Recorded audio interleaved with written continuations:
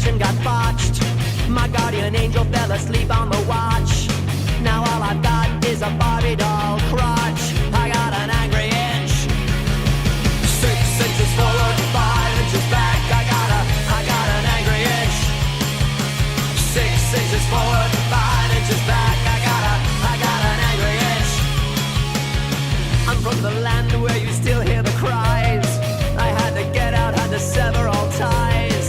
I changed my name and assumed a disguise. I got an angry inch. 6 inches forward, 5 inches back. I got an angry inch. 6 inches forward, 5 inches back. I got an angry inch. 6 inches forward, 5 inches back. The train is coming and I'm tired of the track. I try to get up but I can't get no slack. I got an angry inch, angry inch. My mother made my tits out of clay. My boyfriend told me that he'd take me away. They dragged me to the doctor one day. Oh, I got an angry inch.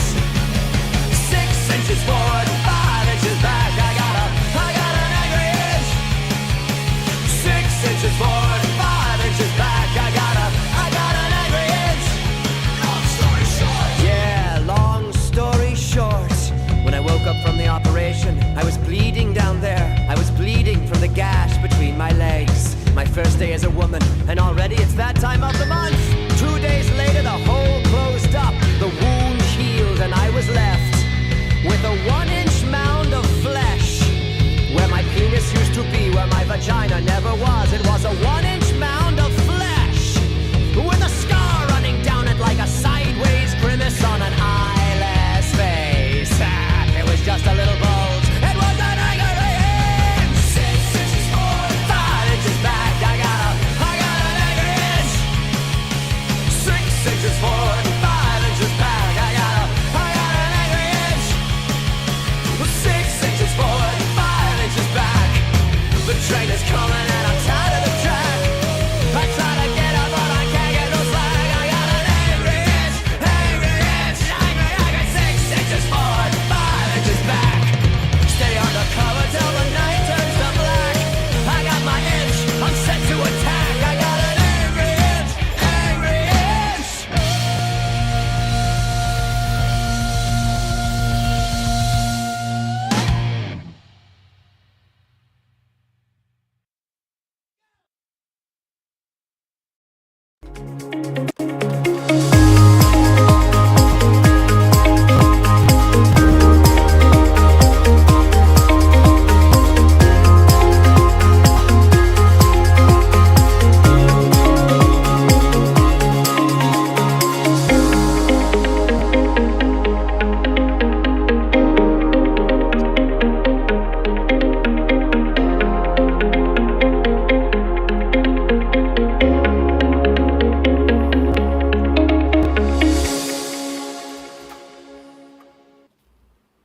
Wow. Restream Fire the tech guy. Restream is having issues. Like, so if you were watching online, the song that showed online said "I Will Survive Cake," which I was originally going to play, but I decided because it's our movie episode, one of my favorite songs from one of my favorite movies, Hedwig and the Angry Inch.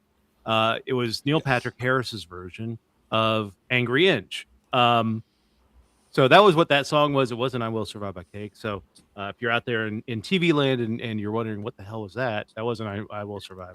No, that was Angry Inch by Neil Patrick Harris from the Broadway soundtrack to Hedwig and the Angry Inch. So, but yeah, thanks for joining us on the Political Deep Dive. I'm Dave Valente, joined this week by AJ. AJ, how you doing?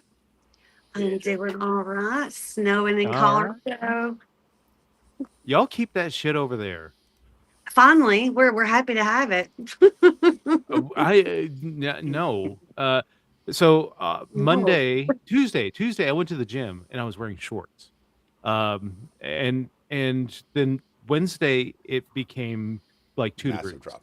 Yep. Like it was 2 degrees. I was like, it was 72 yesterday. Yeah. Yeah, it's crackheadish. Weather is crackheadish right now. Dan the Man Fishman, how you doing, sir? I am mighty Mighty Mighty Costco. Dan. I'm doing good. I'm ready. I'm ready for this show. I'm Ready to ready talk? for all the things that we're going to squeeze in. Yeah, data centers and our favorite movies and Oscars. Oscar And I stuff. need this much time for the filibuster. I And mean, we'll if I talk have to about filibuster for the filibuster, I'll filibuster for the filibuster. filibuster Starting my rhymes. filibuster right now. Round the rough, Filibuster rugged rhymes. rocks, the two rascals ran. Sorry. All Okay. right, hit that mute button. And joining us this week, Craig. What's up, Craig? Hey, Hey, Craig, what's everybody. up, buddy? Hey, Craig, coming ready to from talk movies. I love Yeah. movies. It was a good year for movies this past year. So, Yeah, All and Craig, you but we have other things to talk about as well. from the Peanut Gallery. You know what? I haven't even turned on the damn chat yet. I'm all off kilter with whatever is going on with Stream. Well, Everybody. what's Hey, Laura. intriguing about Hey, that- Brandy. You say it was a good year for movies. Craig, that probably puts you in a pretty rarefied category because I was going through and looking at the best picture movies, and I've only seen two. I've I seen saw two as well. Okay. Well, okay. I've In seen that Sinners case, and Zero. Begonia. I saw Sinners and I keep on calling it Every Which Way But Loose, but it's One battle after another. exactly one battle after another, which has one less orangutan than Every Which Way But Loose. How many have you watched, AJ? I'm assuming just Sinners because I don't. I don't. I watched a lot of anime, y'all. Well, I haven't watched any There's of them. no shame Well, in that. But also there is an animated category this year. So I thought they've always had. yeah, an you anime. Zootopia 2 is nominated. Haven't seen that. I just watched that last night. Let's see what else is nominated. Well, there's always been a best animated short. Right, no, this is best animated A feature full-length film. Well, animated? I mean anime like out of Japan. Yeah, no, I understand. Like Vampire Okay. Hunter D and Howl's Moving Castle and stuff like that. I know of Howl's Moving Great Castle. movie. Great All movie. right.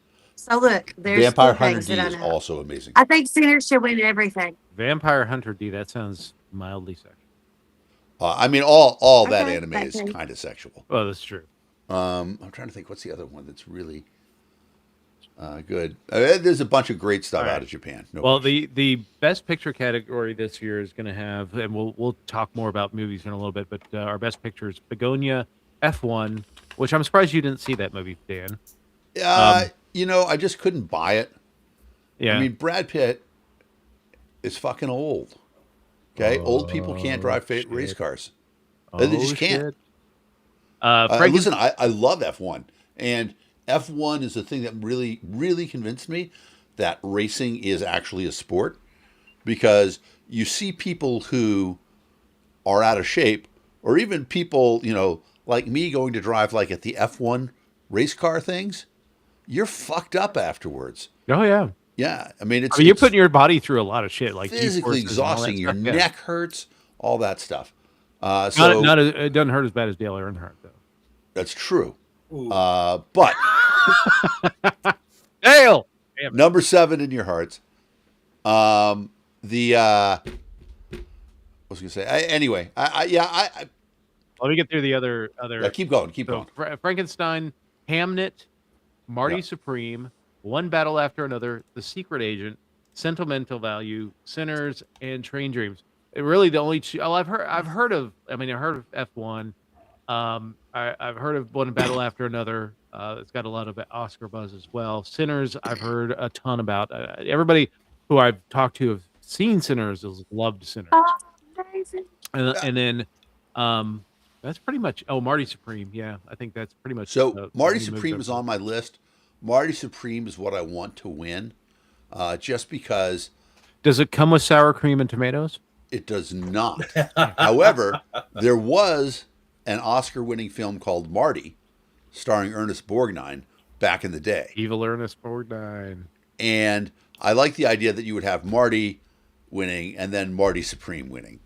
Well, you So- get them both on the Taco Bell value, man. But also, I mean, the Marty Supreme, like I was familiar with the story, and I mean that's just one of the most amazing dudes of all time. And so I like that. Yeah, and it overcame the fact that I generally don't like Chalamet just because he's so hot. right? And I don't mean physically hot, Kathy. which he is, but I mean like hot, trending, everything, right? I mean, I do love the fact that right here he is, probably the biggest young movie star on the planet, and he is not the primary breadwinner in his relationship. Yeah. But Sinners, I thought Sinners was okay. I think I liked Michael B. Compared Jordan. to Abraham So- Lincoln Vampire Hunter, how was it? I mean, it's tough because no slaves were freed in in Sinners, but I like a vampire movie, and I like a vampire movie that is true to the vampire mythos, and Sinners was very good about that. So I really liked that a lot, as opposed to like fucking Vampire Diaries or something like that, where or date what's the one with Chris Christopherson and Wesley Snipes. I can't think of the name of it right now. Oh, I know which one you're talking about. Snipe. Snipe. I can see Snipes with the blood red eyes. Yeah. Right. God, it'll come to Blade? me. It's a Marvel comic book. Was it Blade? Yeah. Or something like that? Blade. Right. Blade. Yeah, that. I was in like I loved the Kate Beckinsale ones. Underworld. Those were amazing. I didn't watch. I loved True Blood, the TV show True Blood. That was my favorite. True Blood, really good. Books are amazing. If you like the Well, no, they the didn't show. have Jessica in those, and Baby Vampire Jessica. Baby Vampire Jessica and Anna Paquin. Paquin. Yeah. yeah. Deborah But- Ann Wall and Anna. I like Deborah Ann Wall better than Anna Paquin, but to each their own. Yeah, yeah. But I mean, anyway, My wife. thank you, loved it. Laura, for remembering Blade for us. Yeah, my wife loved True Blood because of Alexander Skarsgård. Right. No.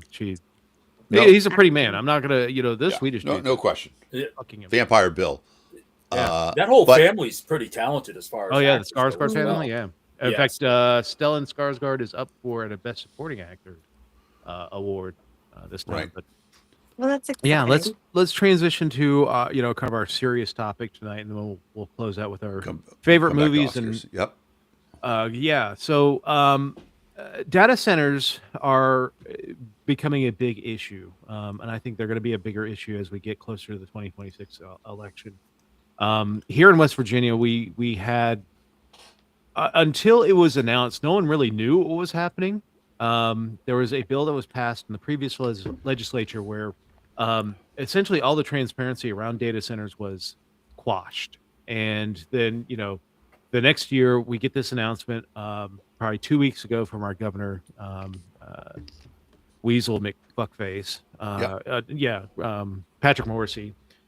He dropped it's 594 acres, Berkeley County, which is a good chunk of land, between 1.3 and 1.9 million square foot facility for a data center for Berkeley County. And that's not the only one that's going into Berkeley County. There's one going into Jefferson County, which is our neighboring county.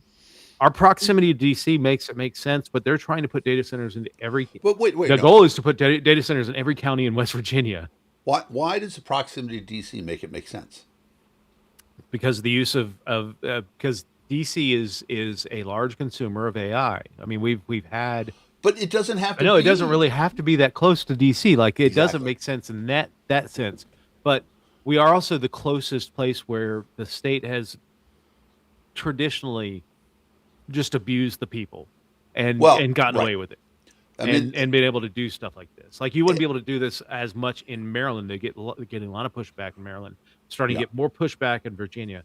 So we're the next closest state to really do this stuff with. well, I have two thoughts about it. The first is, if you are a government that depends on money, you like data centers in your area because they pay huge amounts of taxes. They consume tons of utilities, which you get paid for, And then once they're there, you can crank up the utility rates and make a lot of money. Yeah, but they're pulling off the public power, and this is one of the issues that we're having What? in West Virginia is that they're pulling off the public power. They're going to build more power facilities, bring in Yep. more power, and then the building of the power facilities will be shared across everybody, raising our bills, raising our uh, Water, it's West electric. Virginia is Yep. actually one, yeah, water, electric, what the impact to we're still figuring out what the impact of a data center is to a local ecology. um the idea that we're going to end up subsidizing some of this, and this has been the story with West Virginia a lot of things. We bring in these plants, and then they, what is one of the maxims of technology, Dan? That the Everything longer we changes. go, everything gets smaller and smaller. So Yes. what you need to put in a 1.9 million square foot building in 20 years may not need to be in a 1.9 million square foot building. May not need, it really doesn't need to be in West Virginia. The Eventually these things will move on, and all of a sudden you got a 1.9 million square foot building that's not being used. Right. And that may have left behind some ecological damage to the local area, that has caused us to build more power plants and more, raise our rates for all the utilities that we use, and we're stuck left holding the bag and all those tax benefits that we've been sold on. And West Virginia's been sold on so many tax benefits from private industry that we're not seeing anything from it. And I not to think mention the medical issues that data centers are causing. Memphis is a really good example of that. There are lots of people that are having so many respiratory issues now in Memphis, Tennessee. And it's on the side, where the data center is. Go figure. Just the black people neighborhoods. Yeah. yeah, I any industry is going to consume. Like, I mean, I think the thing that people were mad about 3 years ago was storage centers, right? The giant Walmart, Amazon, etc., I mean, FedEx. we face that too. We've got warehouses all over the place here that are just Yep. empty. It's Yep. just sitting empty because they thought that with COVID, everything was, you need to have your logistics where things were closer to people, and then Yep. just that market never materialized. So we got just a ton of these empty warehouses sitting around us. Yeah. I think that data centers are not long for the United States, even in a cheap state like West Virginia. Oh yeah, There's going to be it's going to be too expensive compared to putting them in Canada or Mexico because they can be anywhere. yeah. And it's interesting.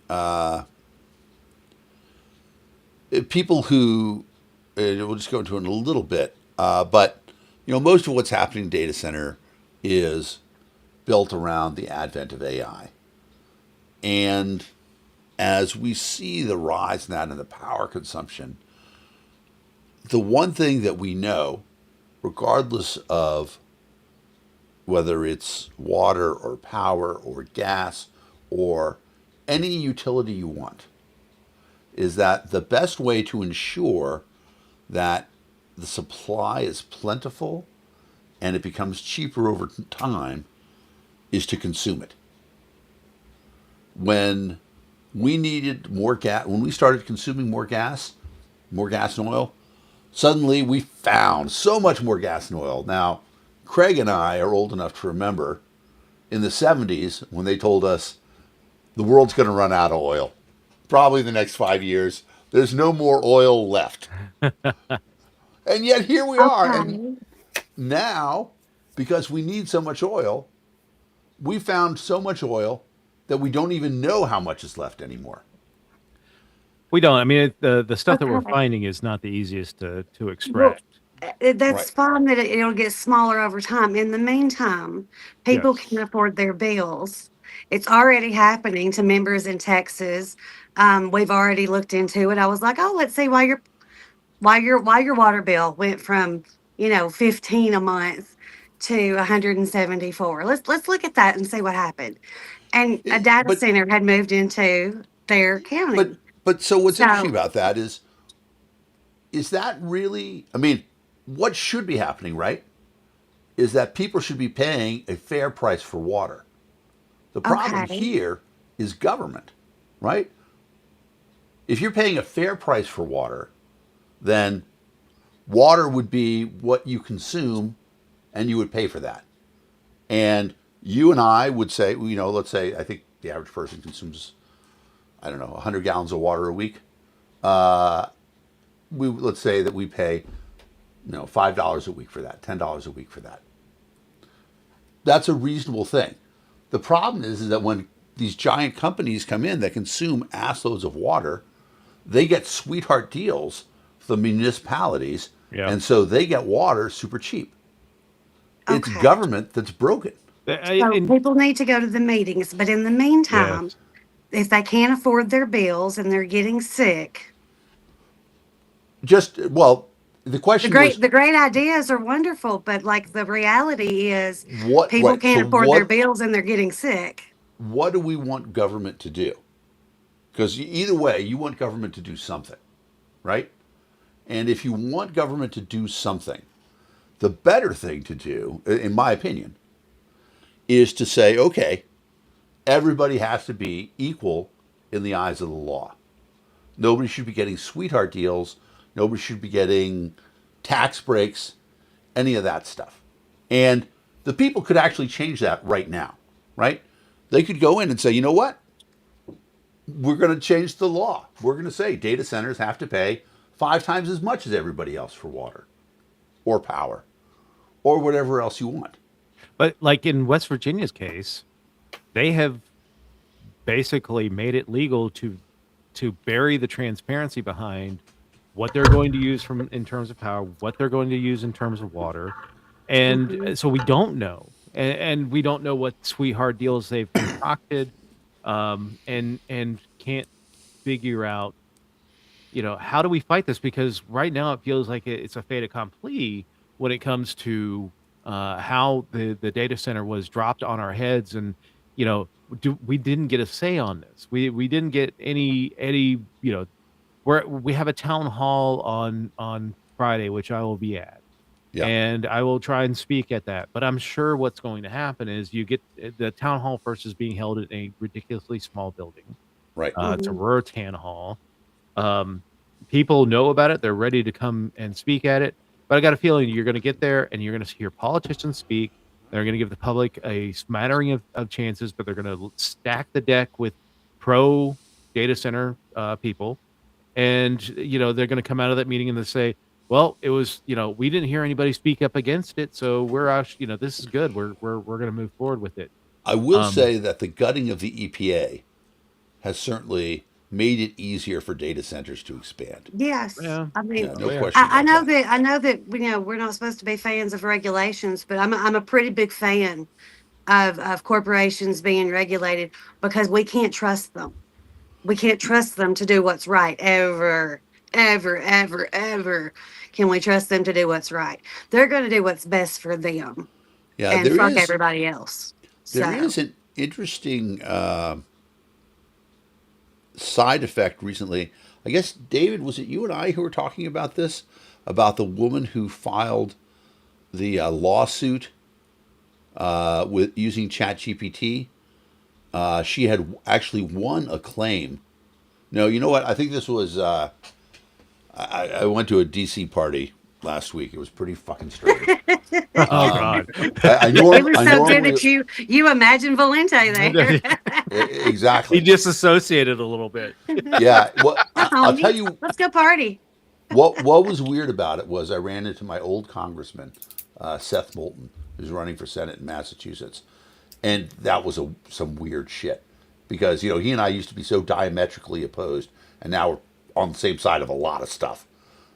But so a woman somewhere in the United States had won a lawsuit against a big corporation, and the insurance company, the Hey, Carol. corporation's lawsuit paid the insurance company, And then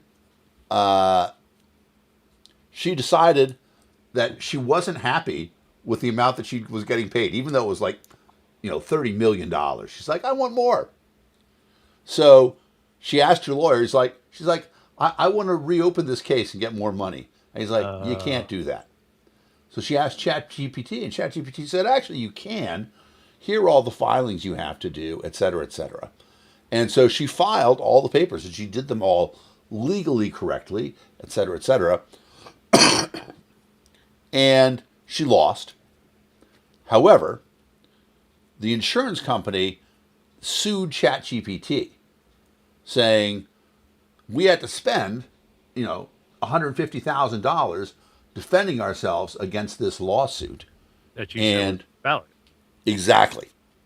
That's fascinating. Like, because like So early on people are with saying you can use that against corporations now. You can use AI to file these nickel and dime lawsuits against corporations that they're going to be forced to defend against. Interesting.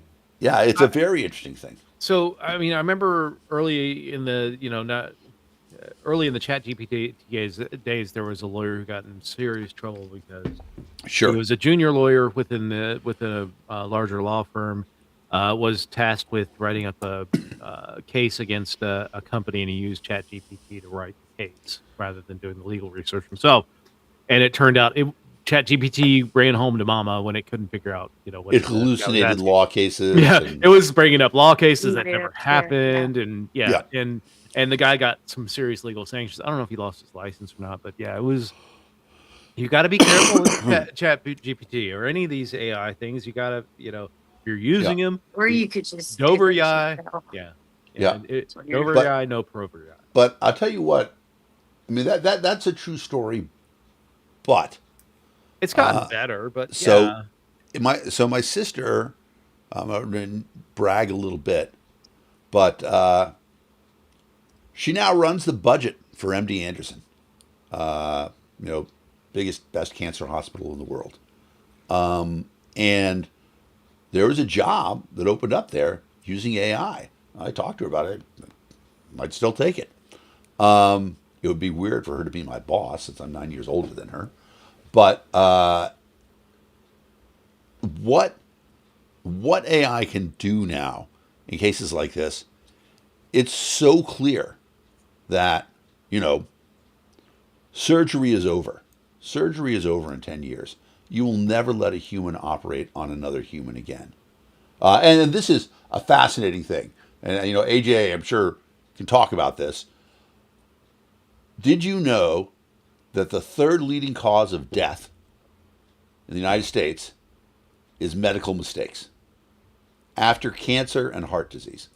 That's 400,000 people a year are killed by medical mistakes. Wrong prescriptions, bad operations, doctor malfeasance, stuff like that. It's astonishing. And just wait till we get to nuclear war. I mean, I don't know. But so here's the thing. I think the best way to fight data centers is lawsuits. yeah. And I mean, that's Yeah. I probably think where we're that, gonna have to go. yeah, and I think that people will probably win because the data centers, those companies, But it's just it's not financially worth it for them because it's on the cusp right now in America anyway, right? Everything's so expensive here. Yeah. It's like how grocery ironic though would it be to have ChatGPT It would be write up lawsuits hilarious. to fight a data center? Like, Chef's kiss, delicious. Craig, do you have any data centers going in up there in Maine? No, actually, in the main state house, they're arguing back and forth about it. About 12 miles north of me, it was going to take an old paper mill and convert that to some sort of giant battery to store power. But since the state house has been talking about AI, that has gone by the wayside up north. So Okay. Well, that's because kind of where we're at. just north of Craig is, if not the largest, the second largest source of renewable energy. Quebec hydropower, and they have more electricity than they know what to do with. Will Donald Trump take it from Quebec, though? You know, Maybe, maybe, but there is. You would think that northern Maine, if they wanted to put a data center in the United States, that would be a good place to do it. But really, what do the data centers need? They need power and water, power. Well, no, one more. and the way to get the data in and out Yeah, of that right. facility. That's the other thing about The it. transmission lines. Yeah, that's the other shoe that we're waiting to drop. We've heard something that there is the high tension power lines that they're planning to put from Frederick, Maryland, all the way to Logan County in West Virginia. Right. And if you draw the lines between those two places, it bisects right where this data center is going to be. So you got to get Yeah. the information in and out of there, and those high tension power lines, those big power lines. There's a reason why, they cut wide swaths other than to repair these Right. things Well, around them, because they're not the best things to have in your community. right. It is. It's. I have a few thoughts about that. One. So Massachusetts, Boston. The origins of Internet 2 was Harvard to Stanford. And for people who don't know, Internet 2 is like 100 gigs a second, super fast. And Mass General had its own iteration of that. They did dark fiber under the city. It's all light. Sounds ominous. It is. It is. But it's all light based, like FiOS. Yeah. So you use light instead of electricity to transmit the data. I really do think that that's the future, because obviously light's pretty Light damn moves fast. faster. Yeah. Yeah. And doesn't necessarily have the same resistance. And it's easier to bury it. Yeah, yeah, exactly. Making glass is cheap, or really good plastic, whatever it's going to be, that sort of thing. So it's going to be interesting to see where that goes. I do think a lot of stuff is going to go into space too. Space Jam. Space Jams, Starlink, etc. But it'll be interesting to see. It'll be interesting to see where this plays out. I think that in general, data centers are a flash in the pan. You're right. I do too, and that's the worry though, is that you're going to have all these massive facilities all over the country where they're trying to build them all up ahead of the actual need. And I get when we talk about AI, and I know that there's the worry that whoever gets to a certain level in AI first is going to dominate everything. Yeah. I you know there are certain things within AI that I'm not sure that we want to get to. Yeah. Every time I think about that, I'm like, oh, Skynet. My conclusion now is that it's going to be really close for my lifetime.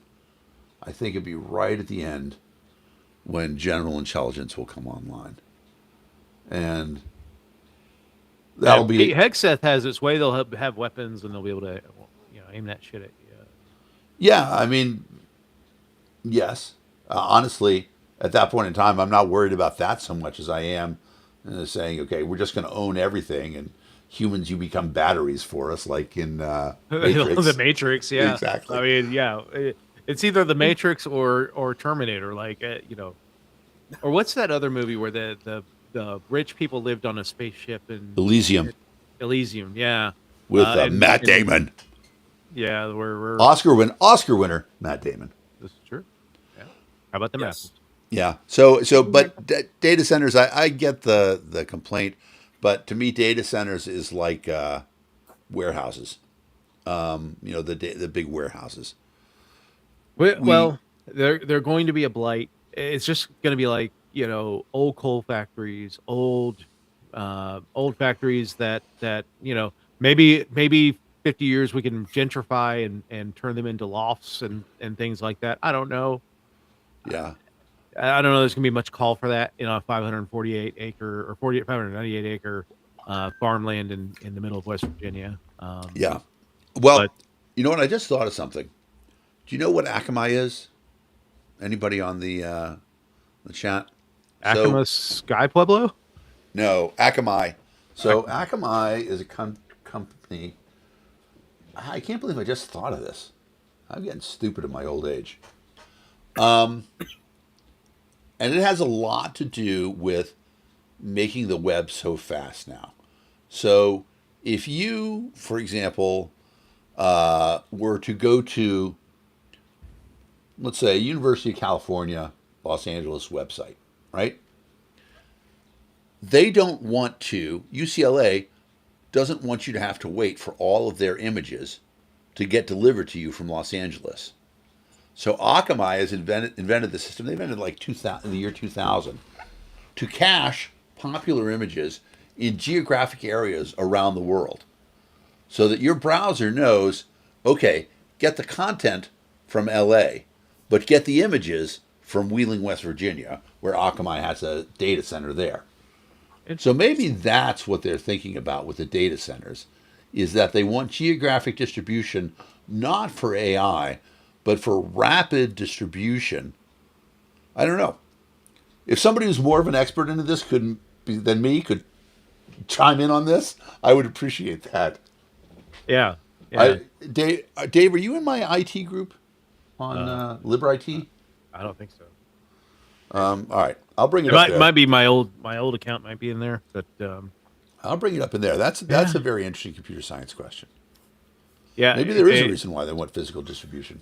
AJ sent me a message about utility bills. I may need to use that because my utility bills last month, and this is before we got any data centers, Yeah. have been going through the roof. West Virginia, again, has some of the highest power bills in the country. When you think that's kind of perverse when you think that we've got all the coal still here in West Virginia.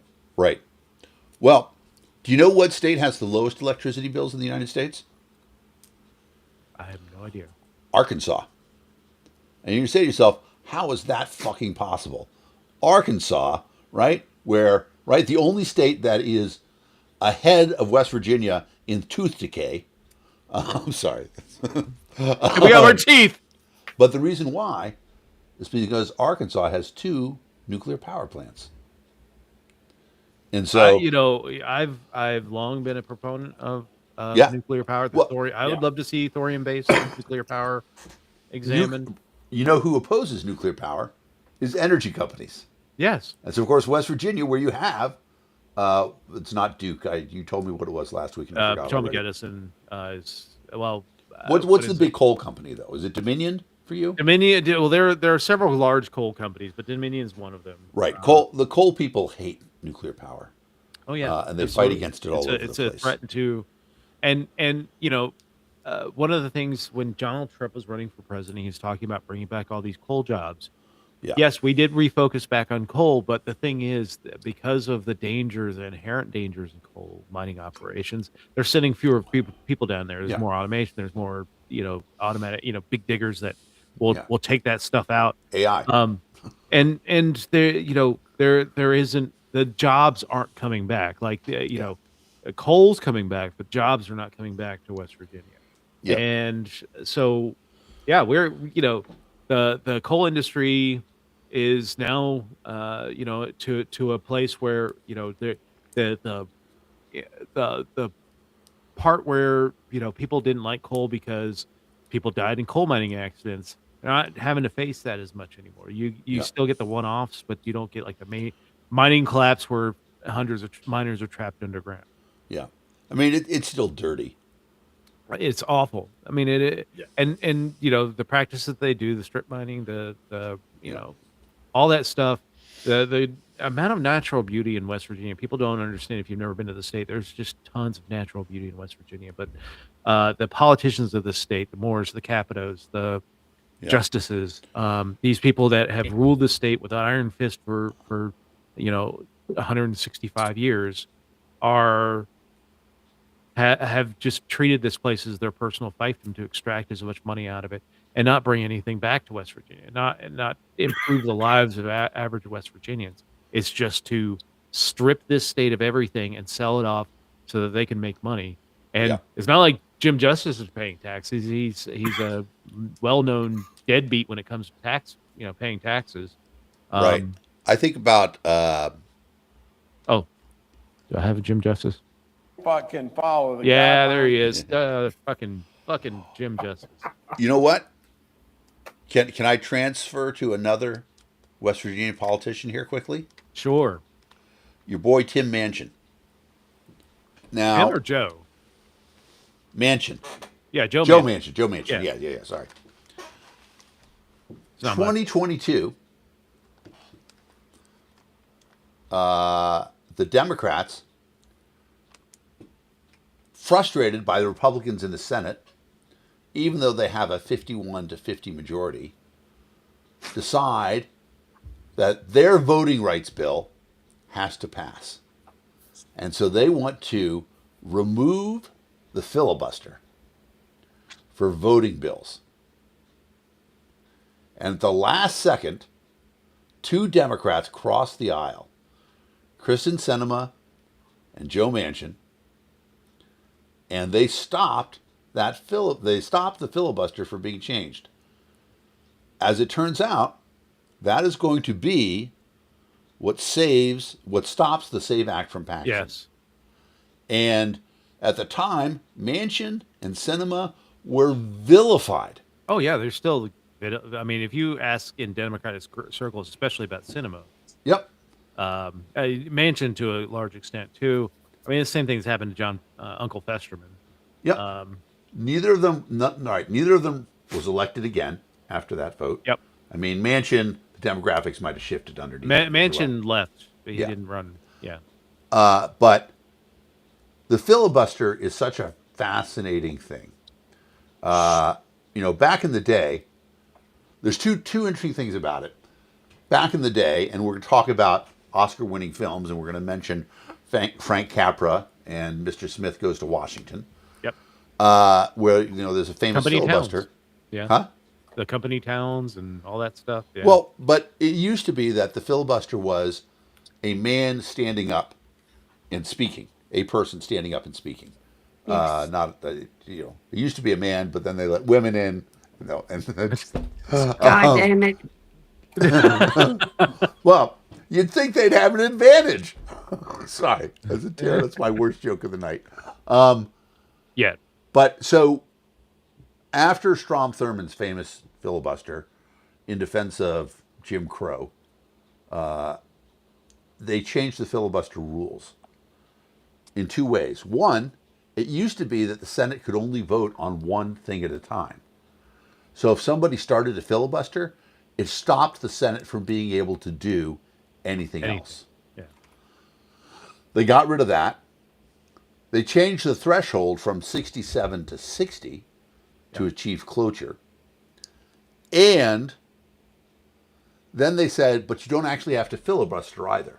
I can just put a thing in place that says that I want to filibuster. And so this was a conversation that I had with Seth Moulton, and he gave me an education on the old style filibuster, the talking filibuster.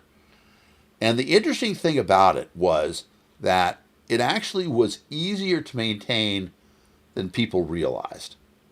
Because one person can start talking, and then they can hand it off to another person in their party.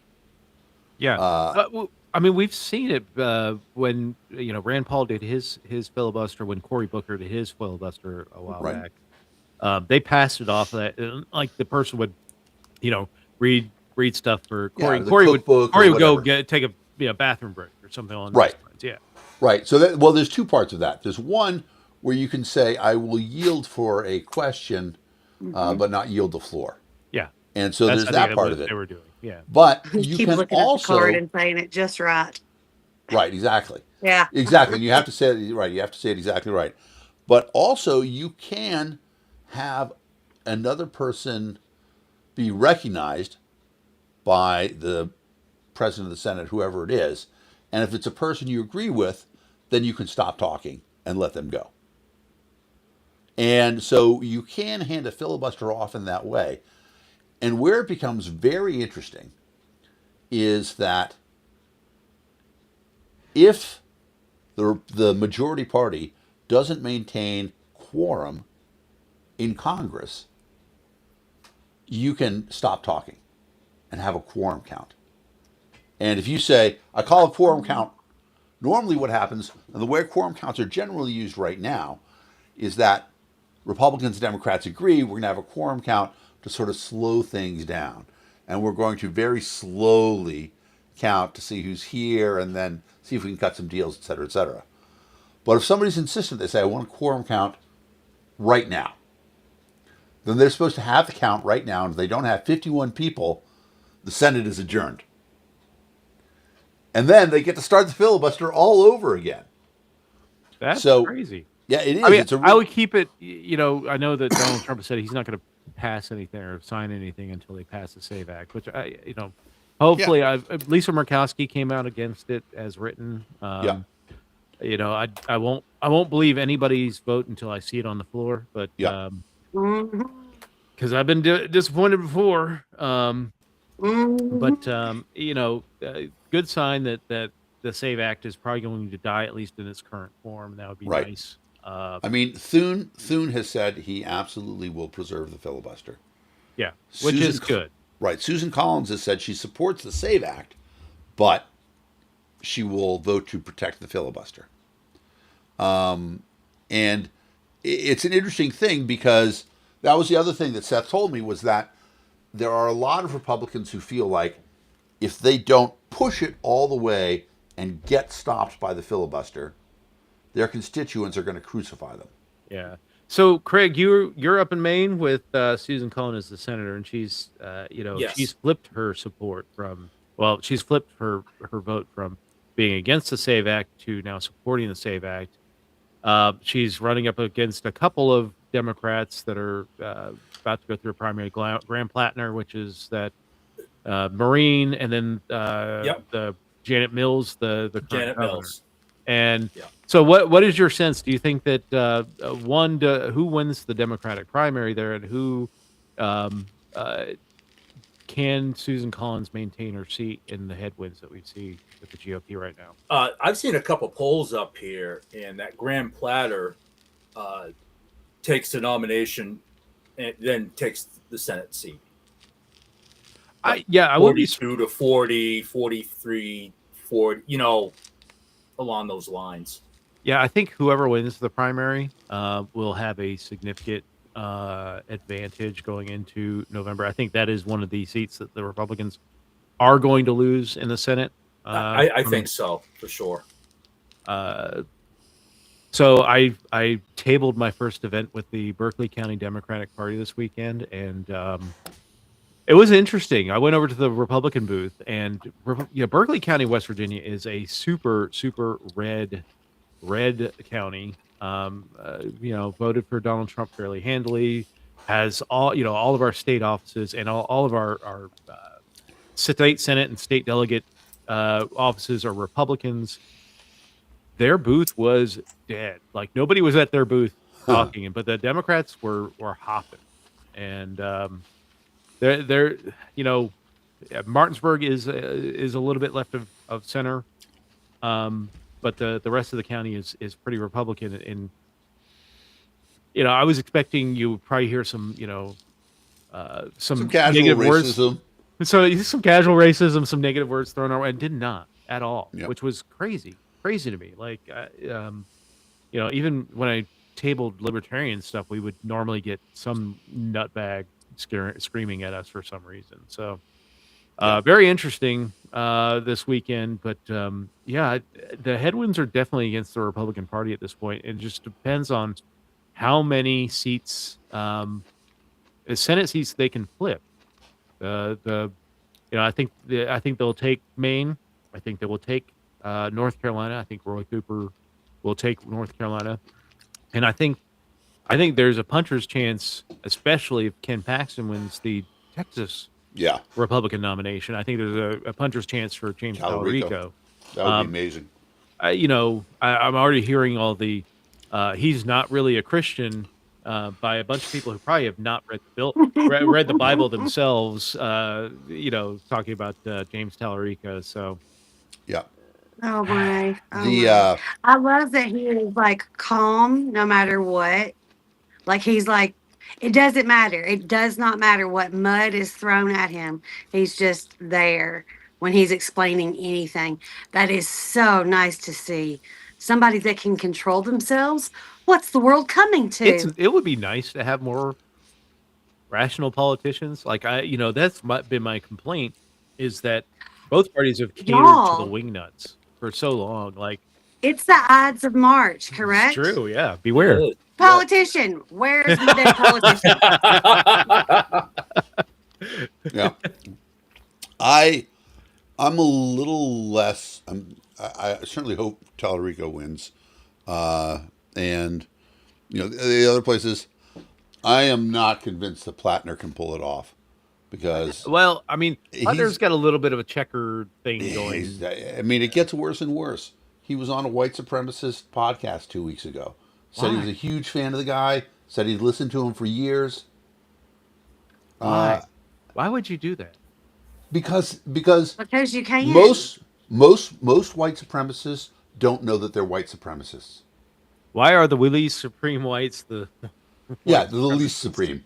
The Right, least supreme exactly. whites are the white supremacists. And so, with that split, I just don't think that Mills voters are going to show up for Plattner.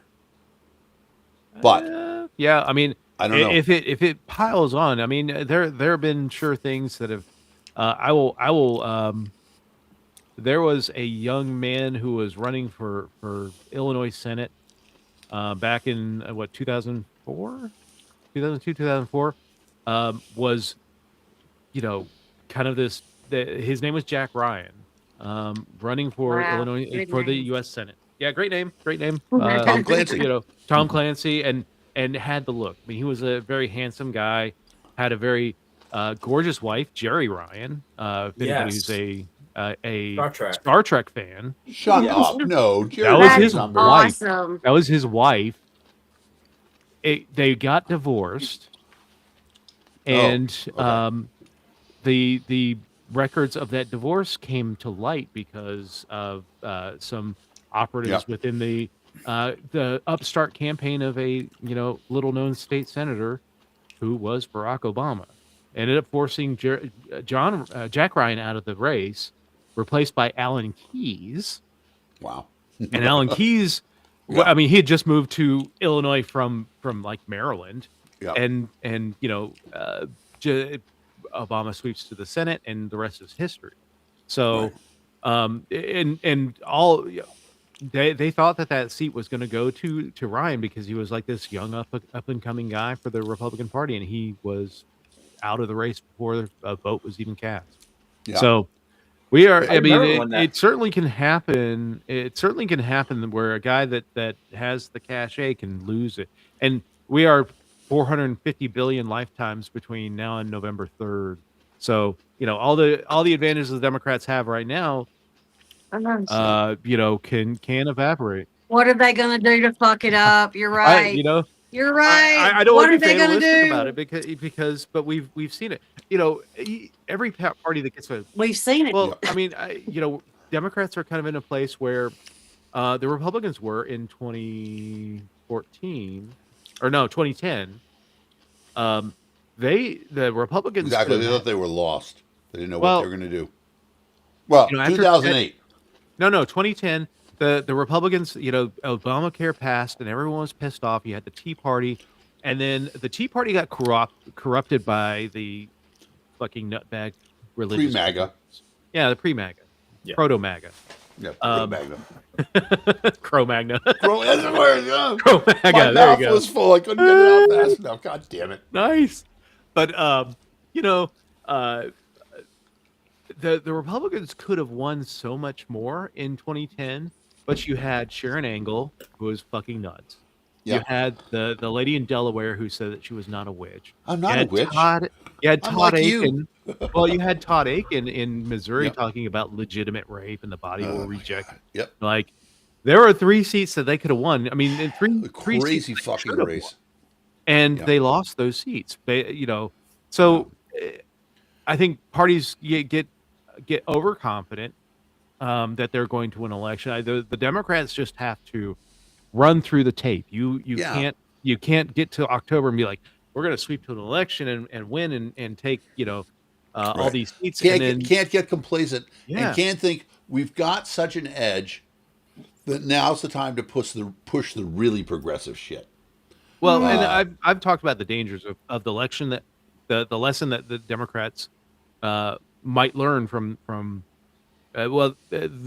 basically all the parties have internalized this lesson off of elections, that they right. think that the elections are a complete Mandate. endorsement of Yeah. all of their crazy shit. Yeah. And really, what we've seen over, especially since 2016, is that the party that was in power lied to us too much, and things aren't going as Right. what we want. Let's bring in the other guys for a little bit, and then the other guys come in and they're like, we're gonna do all the shit that we want to do, and this Right. is a complete endorsement. I've got a mandate of the people to do all the shit. You know, And it never works. Yeah. And that's why we keep vacillating back and forth between Democrats and Republicans. it's Because about we just we only elect the person with the fewest negatives. And, we had a great example of that in the Libertarian Party. In 2020, Joe Jorgensen was not the most popular candidate running, right? And it wasn't, in fact, until the third ballot that she started finishing number one in our instant runoff series. yeah. But she had the fewest negatives. And so when Vermin Supreme was bumped out, or when Jacob Hornberger was bumped out, most of their supporters said, well, I'm not going to Hornberger, I'm not going to Vermin, I'm not going to whoever was, there was another person running who was somewhat popular. But the point is that she picked up more from the Tried to people, scrub that convention from my brain. yeah, from the people who were knocked out. And Yeah. so it was Hornberger interesting. had a cap. You could never get above that. Right. What he I got. mean, what's funny about it is that he was the Mises candidate too. Yeah. But the last sensible Mises candidate. The only and huh? not really sensible either. Well, he had good views on immigration. He was in favor. He'd grown up on a border town in Texas and was in favor of essentially open borders. Spoke fluent Spanish. Was a guest on Libertarios Hispanos. Yeah. But yeah, he also was, and in all of our pantheons, I think Jim Lark is up there pretty high. And I don't think Yeah. I'm telling tales out of school when I say that Jim Jim Lark Lark, has yeah. said there are two people that if he ever sees them in person, he's going to punch them in the face. One of them is Hornberger. The other is George Phillies. Who, I like George, but I know George. Yeah. I mean, do get how he can piss people off like that. Well, George was the one who published the article that Jacob Hornberger did the back work on it. Yeah, I mean, I get that. Yeah. All right, so let's get Oscars. to our Oscar stuff, man, because we are we've got like 20 minutes before we need to do the quiz. Yeah. Let me check. So I'm gonna everyone, AJ, we'll start with you. What are your 3 favorite movies of all time? Of all time. Okay, 8 Seconds. That's a good one. That was a good movie.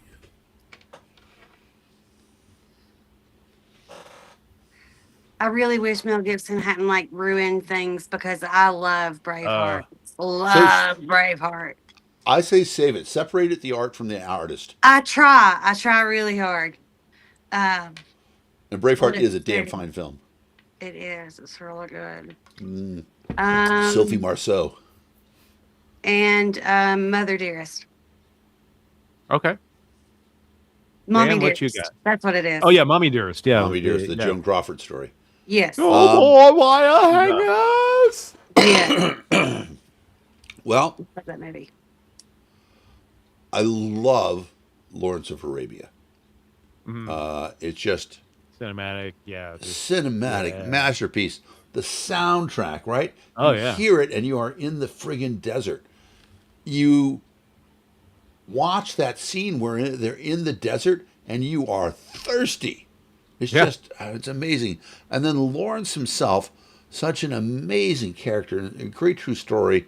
And Peter O'Toole is, one of my favorite actors of all time. He's just amazing. And then this is going to sound stupid, but it's an older movie and it's worth watching again. Casablanca is unbelievable. I mean, first of all, that it's shot in 1942, during World War II, right?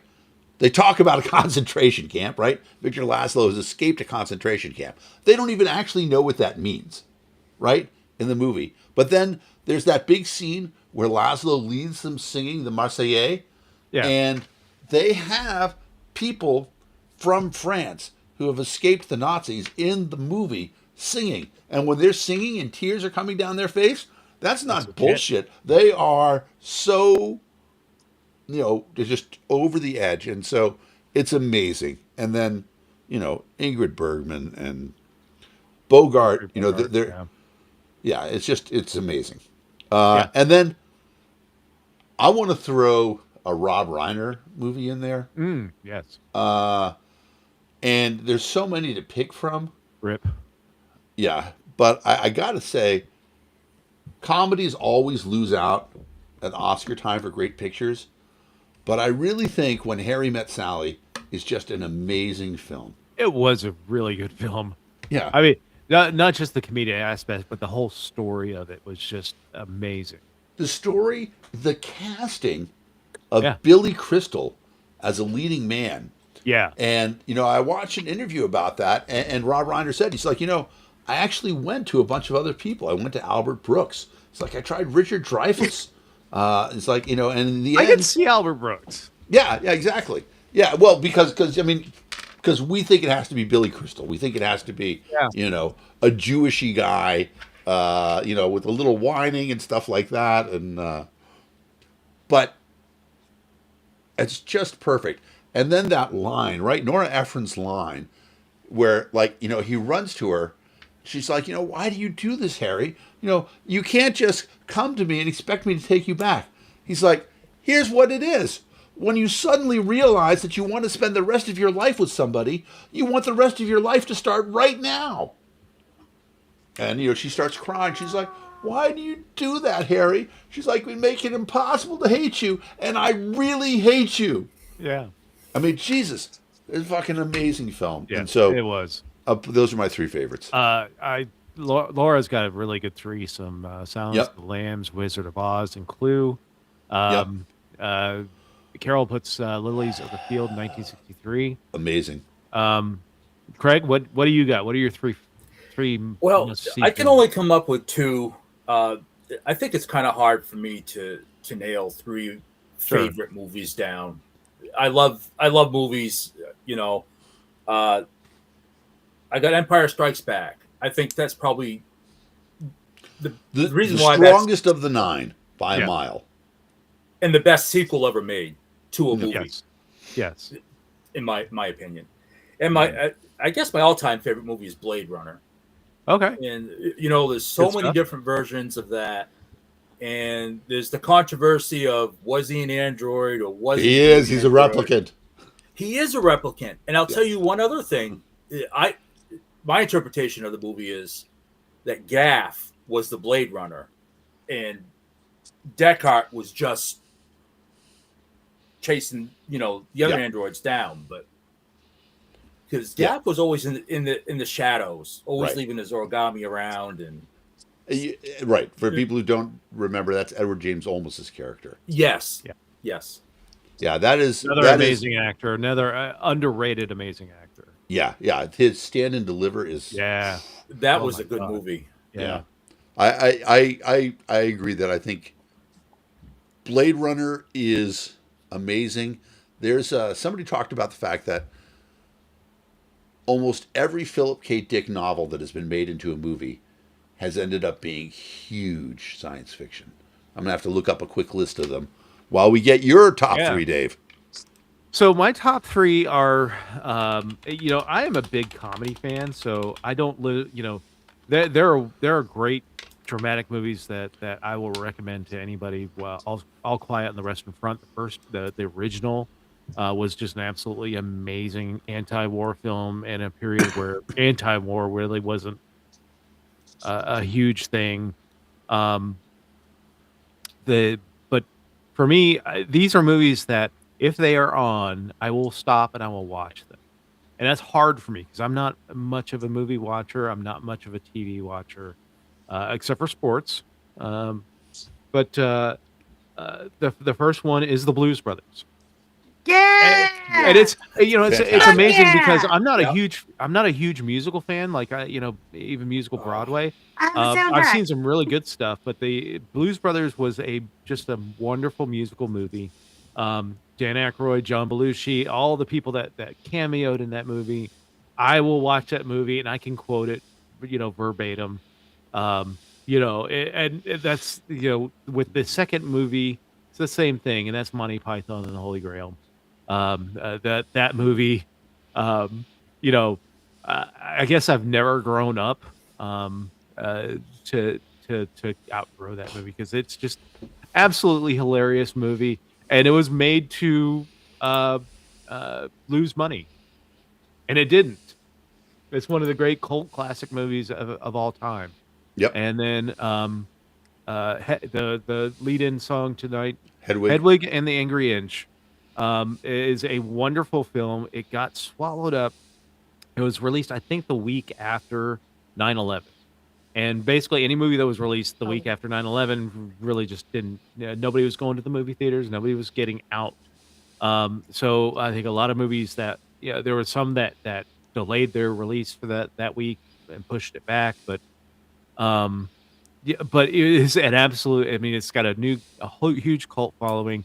They went into Broadway with the movie after the movie came out, and I think it was Broadway before, and then after that, Neil Patrick Harris was the lead on the Broadway show, and but another wonderful musical movie about a young German guy who ended up getting a sex change to be able to flee Eastern Germany right before the Berlin Wall fell, and had a batch sex change operation. So, but it's a absolutely wonderful movie. If you get a chance to watch Hedwig and the Angry Inch, because of the subject matter, um, it doesn't get whole lot of network TV play or even Yeah, cable it would be TV hard. play. It would be hard to show it on, Probably on not. the network.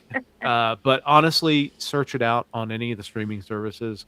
Uh, How long is the warning? Is it like foul language, sexual situation? Like, you know what I was saying? Like smoking, loud noises, flashing yeah, lights. it's got all kinds of stuff on it, but I'll again, say too, it's not hard to find a live production of it sometimes too, yeah, and that is also really good if you yeah, want to see live theater. yeah, live theater. The guys who wrote it, his name escapes me right now, but he wrote all the music for it, performed in the original movie as Hedwig. But there are so many good songs from that. Like it's one of those soundtracks, one of those few soundtracks that I will put on and I will listen to all the way through. Yep. Because it like every song is top notch. So Yep. those are my three. I want to point out, I believe we all named a movie that has Carrie Fisher in it. Yeah, Blues Brothers had Blues Carrie Brothers has Fisher in it. Carrie That was Fisher. a fucking classic scene too. When Harry Met Sally, Yes. Empire, Yep. and now I forgot which one I thought you'd said it, AJ. What was your three again? 8 Seconds, Braveheart, and Wait, I don't 8 remember Seconds, the third one. the Luke Perry movie? Yeah. Wow. Good Yeah. pull. Yeah, I love That's that a great movie. movie. That's one of my Luke favorite Perry and movies. Like Cynthia Luke Geary, Perry. as I recall, from Northern Yes. Exposure. Yes. I saw that in the theater 3 times. I made my parents Nice. take me just so I could sit there and Were, cry. were It you a was Luke great. Perry fan? And is that what brought you to the movie? Oh God, yes, I had the doll. I had autographed shit. I had 90210 shit. That's Yes. funny. hmm Yeah, that was a phenomenal movie. Growing when it came out, I was at Eastern New Mexico University, which has a phenomenal rodeo program, and everybody was like, we all had to go hmm see that movie. I'll tell you, the one movie I've actually seen the most in the theaters, and it's a wonderful movie. Gene Hackman, Mississippi Burning. Mississippi Burning's great. Oh my God, that movie is wonderful. If It you want to is. see what happens, why people went down and fought for voting rights, Yeah. that is a wonderful movie. It's interesting. So I want to talk about some of the things that are listed here. So I agree with Laura. Silence of the Lambs is Yes. such an underrated film. Jodie Foster is such an underrated actor. She is amazing. She's done it all, Phenomenal. Yeah. and right, she always delivers. The last thing that she did on HBO, the series where she's the sheriff in Alaska, the name is eluding me right now, but Oh my God, it was so so good. good. She's just What was it called? Oh, it was right. beautiful though. Like the whole story, She, everything was oh my God, perfect. she is fantastic.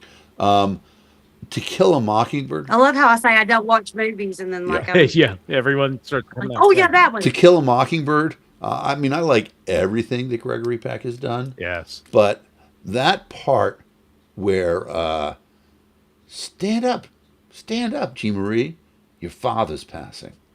Man, that gets me every time. Yeah. And I had an experience like oh God, Ooh, did you write like that? Scout had, where his dad shoots the rabid dog. We went to Camp Karankawa when I was in Boy Scouts, and my dad came along because they needed dads, and we went to the rifle range, and my dad's a scientist, so I'm at 12 years old. My dad's one of the most useless people I've ever met in my life, and but he also, he went to MIT, which is a land grant school, and on a ROTC scholarship. And so he did 2 years of active duty and he got his marksman's degree. And here's my dad, who I thought was completely useless, knocking down tin cans with a 22 at 100 feet. So that Love was it. amazing. A great revelation for me, just like Scout and Atticus. So Yeah. yeah, I love To Kill a Mockingbird. Camelot is Shawshank. Camelot is Yes. my favorite musical, and the movie is pretty astonishing with Yeah, Richard Shawshank Burton. Redemption is great. All right, so let's talk about our predictions for tonight. The awards are starting to come in. Yeah, Who do you have for Best Picture? Do you have Sinners? Do you have One Bit Left, or do you have a I have Marty Supreme. Marty Supreme? What about you, We AJ? I say Sinners just because it's the only one that I've Okay. seen. I mean, I loved it. What So about you, Craig? I picked Sinners for Best Picture. Sinners. I want to say Sinners. Like I know. everyone I've talked to has raved about the movie, except for Dan. Dan was a little I mean, down on it, it. it, it Me. was it was a really Well, good movie, very entertaining. I watched it twice, and I didn't do yeah, that with a lot of Carol. movies. I just didn't find it, a Hamnet. Ooh. a Okay. best movie. Hamnet. I mean, I'm assuming it's about Dashiell Hammett, who I love as an author. If it's his life story, I think it'd be a very interesting movie. But I don't know. Yeah, I wanted to say Sinners, but I do think it's going to be one battle after another, and I hate to say it because I think there is that inherent bias on African Yep. American entertainment, and maybe Sinners does it, but I'll talk about my clue at this point. But I did say that before the show started, before I started seeing awards roll in. Yeah. It's true. All right, best director, we've got Chloe Zhao for Hamnet, Josh Safdie for Marty Supreme, Paul Thomas Anderson for One Battle After Another, and Joaquin Trier for Sentimental Value, and Ryan Coogler for Sinners. All Ryan, right, Yeah. Sinners all the way. That's my answer for Sinners everything. for everything. Yeah. I mean, having Yeah, I seen get. Sinners, I think that Yeah. that part of it was great. They got great performances out of all the actors. The pacing was good. I liked all of that stuff. I just didn't think the subject matter was worthy of Best Picture. Okay. I I got Ryan Coogler as well on that Best Director. I I think that he does get it. That was Sinners that I gave was Ryan Coogler for Y'all best are gonna make director. me care about the Best Oscars. I'm still not gonna watch it. No, God but no. best Ever. Ew. best actor: Timothy Chalamet and Marty Supreme, Leonardo DiCaprio in One Battle After Another, Ethan Hawke on Blue Moon, Michael B. Jordan for Sinners, and Wagner Moura for The Secret Agent. Uh-oh. So I've You loved know, I Ethan got Hawke Michael since B. like Jordan. Reality Bites. And I'll tell you why I picked Michael B. Jordan, because actually he played two characters. I was He going to say did. that as well. Exactly. Okay. If you don't get it, I feel he's robbed. To be honest, Did Ethan Hawke win for the About a Boy, not About a Boy, but 21 Again, or whatever the fuck that movie was called, where it's the boy growing up over the course of 7 years? What is that movie? Come on. But I know Patricia Arquette won Best Actress for it. I can't remember. Somebody in the audience will know. Carol, thank you for correcting me. It's not Hammett, it's Hamnet. So I was completely wrong when I said I thought it was about Dashiell Hammett. All right. So I put Leonardo DiCaprio for One Battle After Another. Ugh. He just won. He just won for the. I know Revenant. that might be recency Yeah. bias, and And maybe fuck they don't him. give it to him for that. But yeah, I mean He's he's a skeezy fucker, but he's a good actor. He's a great actor. Can't deny it. I mean, Don't Look Up. Considering Don't Look Up was a House- really good movie. Well, right. The thing about DiCaprio is, for him to have made it this far with so little physical talent, right? Just an ugly, ugly man. And I'm just kidding. I'm like, he has been a baby doll. Is that since why people growing say I look pains. like him? Like, it's really weird. that People, movie he did, The Beach, that is an underrated movie to me. Beach Basketball Diaries was great. Cool Basketball Diaries was traumatizing back in the day. Yes. Yeah, Yeah. I know that one. but yeah, if you haven't seen Don't Look Up, that is a underratedly good movie.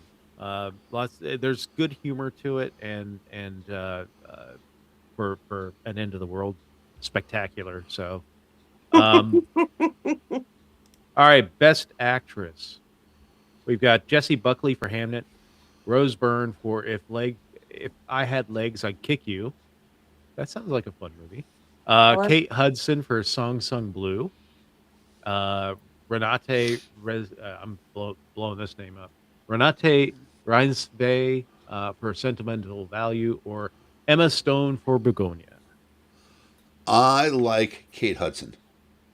I think that movie is better than people thought, and her performance in it is pretty good. Plus, she's been away for so long. Yeah. Right? She essentially stopped acting for a while to have a family and raise kids and stuff like that, and came back So, as good. Gym wear. Yes, exactly. Came back as good as she's ever been. Plus, how can you not like Neil Diamond? Dude, I bought one of his CDs the other day at the thrift store. I'm not a huge fan. What? I mean, What? I'm just not a huge fan of Neil Diamond. It's just not my thing. Well, I think okay. it was that movie, What About Bob? He goes to the therapist, and there's two people in the world, people who love Neil Diamond and people who don't. And the therapist goes, Bob, he just didn't love you or some shit like that. But yeah, I mean, Yeah. The movie I was Right. thinking of was Boyhood, where Patricia Arquette won and Ethan Hawke was nominated, but he's never won Best Actor. Well, maybe it's I this like time. Michael B. Jordan, but Ethan Yeah. Hawke. Yeah, I mean, I'd like to see Michael B. Jordan win that one, but I think. I mean, again, I've got a bad feeling. I'm going basically on vibes because I Yeah. have not seen any of these things. Me too for a lot of this stuff. So Have you heard a scandal I'm a about that huge- one? No. Let's pick that one. I'm a huge Emma Stone fan, so Oh, yeah. I'm rooting for Emma. Didn't she win for I don't care. She can win everything, The Queen All the things. all the things. pretty with things. Olivia Colman? Pretty Little Things? Is that what it was? Yeah. I don't care. She can win every year, even if she doesn't do a movie. I got her for my Best Actress as well. If she didn't win for Superbad, then no. Exactly. Or what was that? Is Easy A? Easy A. I mean, Easy A. You got Hawthorne for your source material, so Yeah, that that's was a pretty good. wonderful. That was a great movie. Yeah. I really enjoyed that movie. So, all right, yeah. So we've actually seen some awards granted. The reason why I think One Battle After Another is going to do mm, better than better than I like. Sean Penn won Best Supporting Actor for the One One Battle. battle after another. I mean, They've he won was three awards so far. Amy Madigan won for Best Supporting Actress for Weapons. Let's see, Best Animated Feature, K-pop Demon Hunters. that would have been my pick. Woo! I did I see love that that. too. Yeah. Best That's Original Screenplay, Ryan Coogler for Sinners. So maybe I don't know. Best Adapted Screenplay is Paul Thomas Anderson for One Battle After Another. So Yeah. kind of flipping back and forth here. Best Casting, Cassandra Kulokundis, who did One Battle After Another. Best Production Design for Frankenstein. I'm not going to go through the names. The Frankenstein got Best Costume Design as well, and makeup and hairstyling. So a lot of good stuff there. Best Visual Effects for Fire and Ash. I haven't heard of that movie. There was a tie. Winners for the best live action short were The Singers and the Two People Exchanging Saliva. Wow, that's a title right there. Best animated short, The Girl Who Cried Pearls, and that's it so far. So I'm gonna have to tell Charlie about Demon Hunters. The only reason that we've seen it is he got a commission for it, and she was like, "Here's my Netflix password, so you can watch Nice. it before you Nice. binge it." excellent, Yeah, so that's cool. cool. All right, y'all ready for the quiz? Sure. What, Let's we'll quiz it up. see. Well, it's interesting this week because it's on topic. Just this week. Well, on topic this week because it is on the Oscars. All right. Well, it's good. Mm. I'm ready for Oscar trivia. Where you at? Where's the screen? Do you know who's run the most Oscars, if anybody? Why are we not showing up on this thing? I'll give you a hint. He made a movie with Salvador Dali called Destino There we go. that everybody should watch. It's available on YouTube. The person who's won the most Oscars is Walt Disney. Walt Disney. Huh. Yeah. And people should look up. That makes sense. I mean, he Yeah. probably dominated the animated category for decades. Well, there wasn't an animated category for a long time, but they were Well, the yeah, biggest but theater all for of it. forever. Yeah. Right. And they did a lot of. Yeah. For example, we were talking about Goldie Hawn's kid. I can't remember already. Kate Kate Hudson. Hudson. And she is not Kurt Russell's daughter, but Kurt Russell No. started as a Disney character, right? The Computer Wore Tennis Shoes, a bunch of movies like that. Shaggy DA. Yep. Dude, did you ever?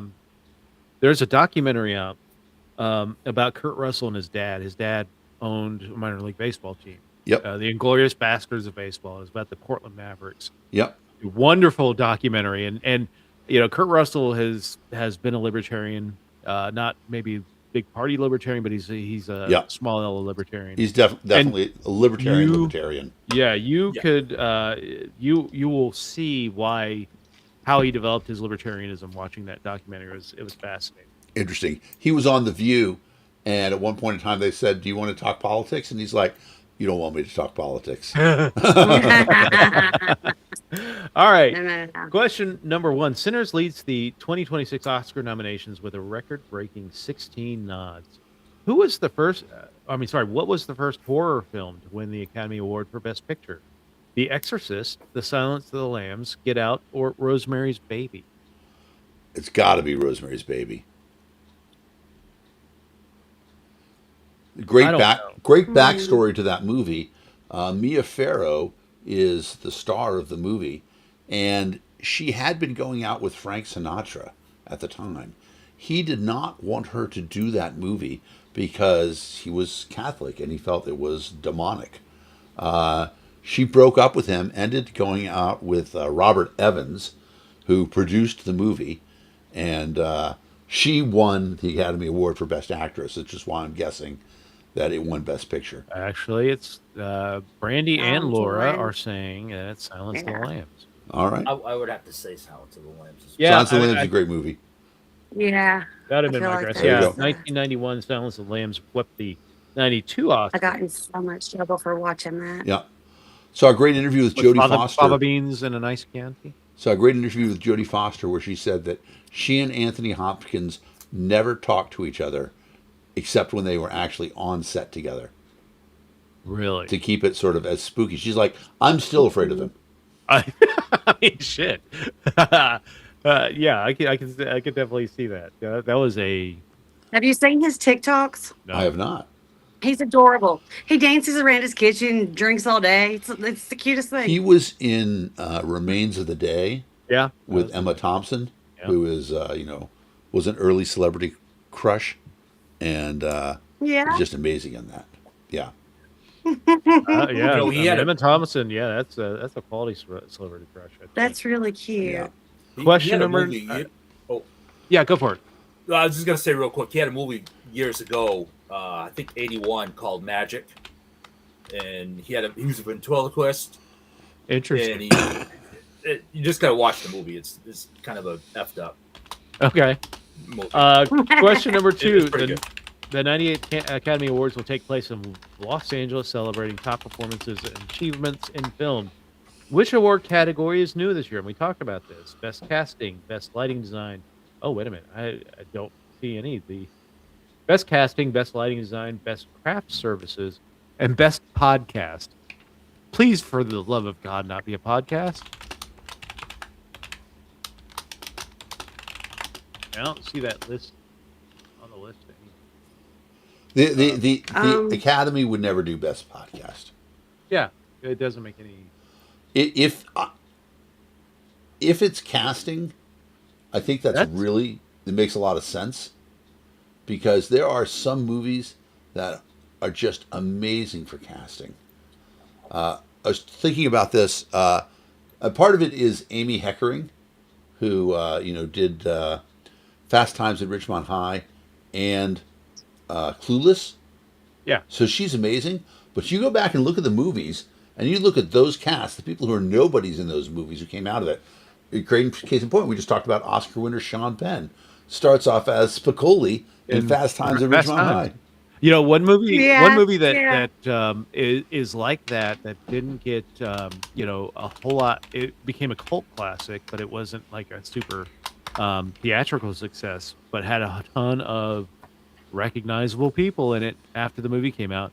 Was Dazed and Confused. Yep. Wonderful movie. Great casting. Matthew McConaughey. Heathers. Ben Affleck. Yeah, Ben Affleck was in it. Parker Posey. Yep. Amy. I can't think of her name. The guy from Party of Five. Yeah. Who's the quarterback? Actually, Jason Landon. I tell you, Jason. London. London. Yeah. It's actually interesting. So I rewatched that recently. A great film. That McConaughey character, you couldn't have it in a modern film. No, you couldn't. I mean, No. Yeah. There are so many troublesome things that were so popular. Yep. I mean, And it's like, he ooh. said in that, the that's what I love about those freshman girls. Yep. Yeah, no, you I can. get older and they stay the same age. I remember I posted Tom Woods' face over a clip of that at one point. Yeah. All right. So I think it's casting. Yeah, I think it's casting too. 'cause Yeah, that's the only one casting. that's showing up on this list over here. I'm that cheating, makes sorry. sense. Yep. Casting is a new category in the 2026 awards. The Golden Globes unveiled the Wonderful. category of outstanding podcast earlier this year. And that makes more sense for the Golden Well, Globes, yeah, which the does Golden Globes. both television and. Yeah. Question number 3: Who is hosting this year? Who's hosting this year's Oscars ceremony? Jimmy Conan. Kimmel, Conan O'Brien. Conan O'Brien. Conan O'Brien. It is Conan. All right. Question number 4: Which actress has won the most Oscars? Frances McDormand, Meryl Streep, Ingrid Bergman, or Katharine Hepburn? I would think Katharine.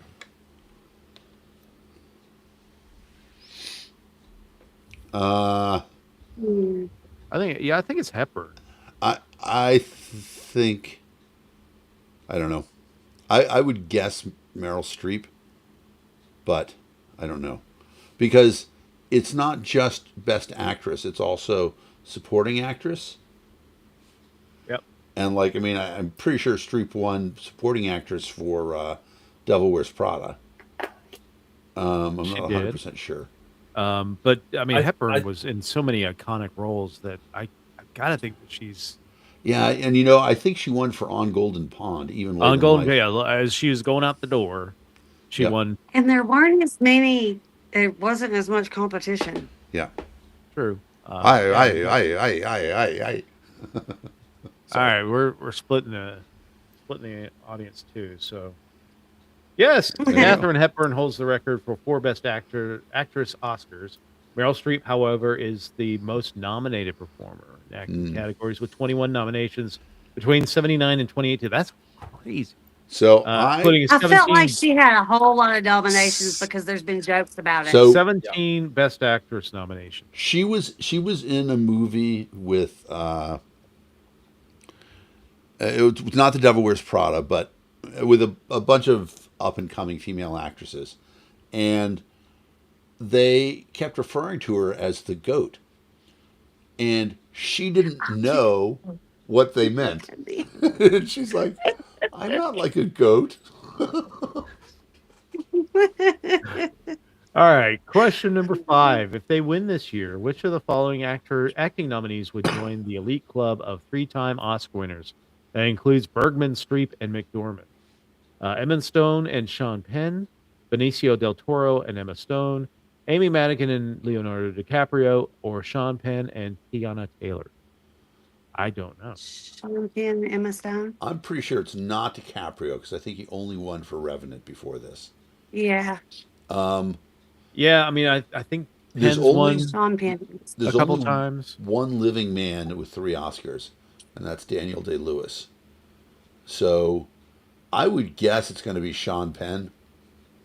And if I had to guess who the other one is going to be, I think it's Emma Stone. I don't know. I agree, Emma Stone. Yeah. Correct. All right. Hey, Emma Stone has won 2 previous Oscars, La La Land and Poor Things. Right. And then Oh. Sean Penn released one for Mystic River and Milk. Yeah, he was Replayed great in these. Mystic River.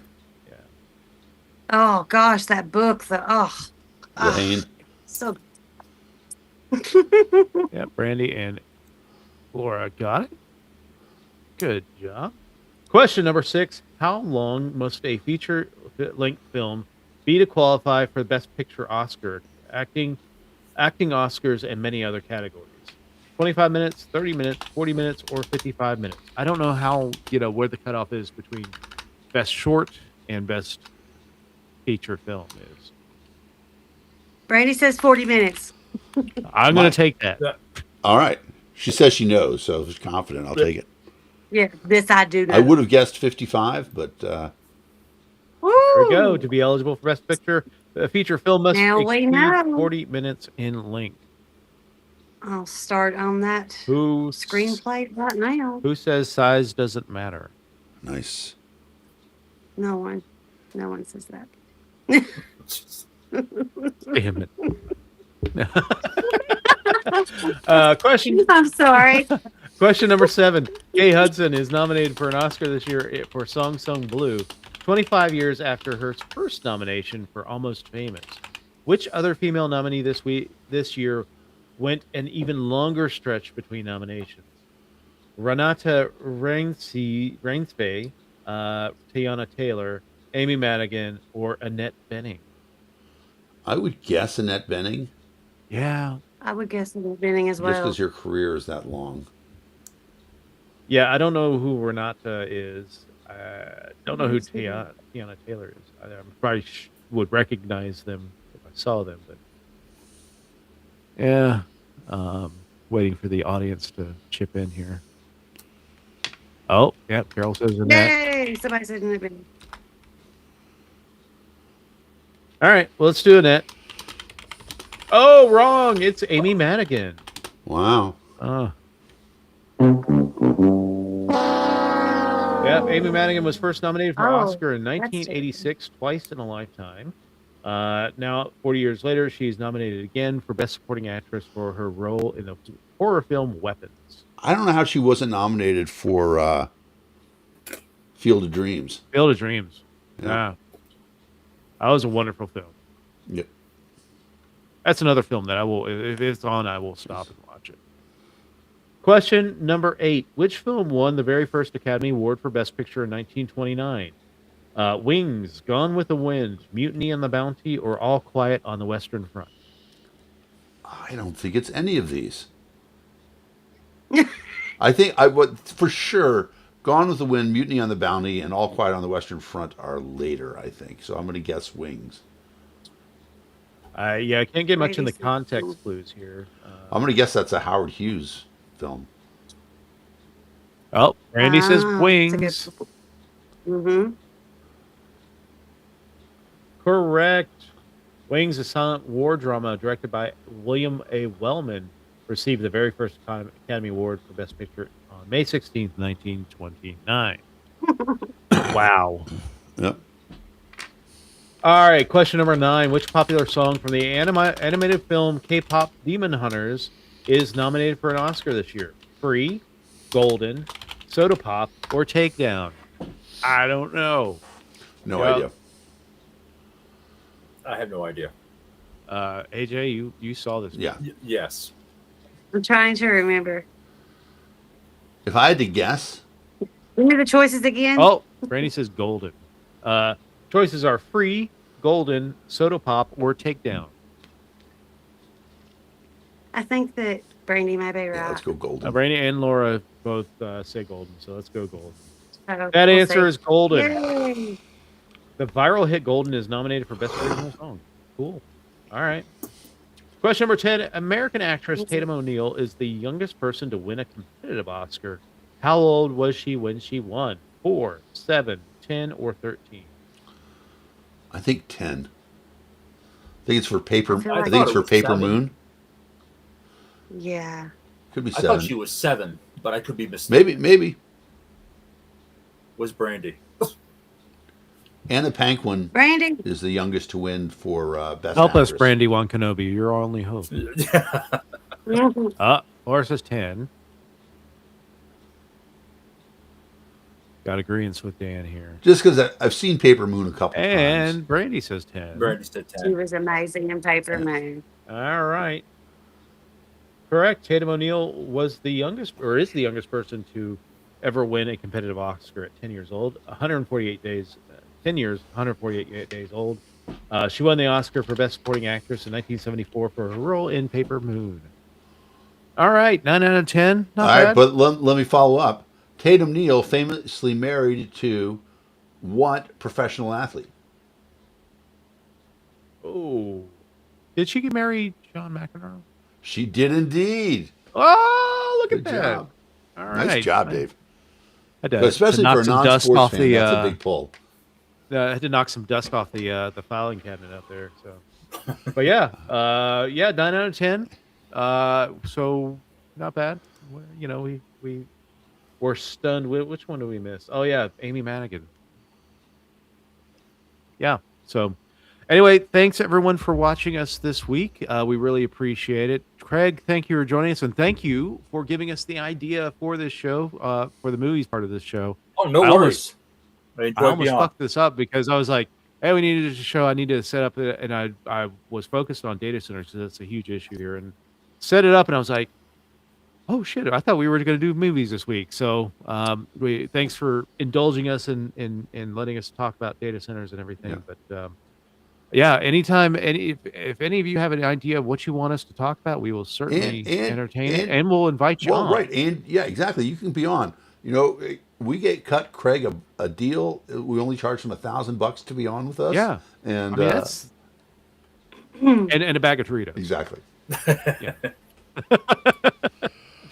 Well, thanks everyone for joining us, and we will talk to you all next week on the Political Deep Dive. Have a good Thank one, you. everybody. Thank you, everyone. Bye. Thanks. Yeah. Bye. See how long this takes.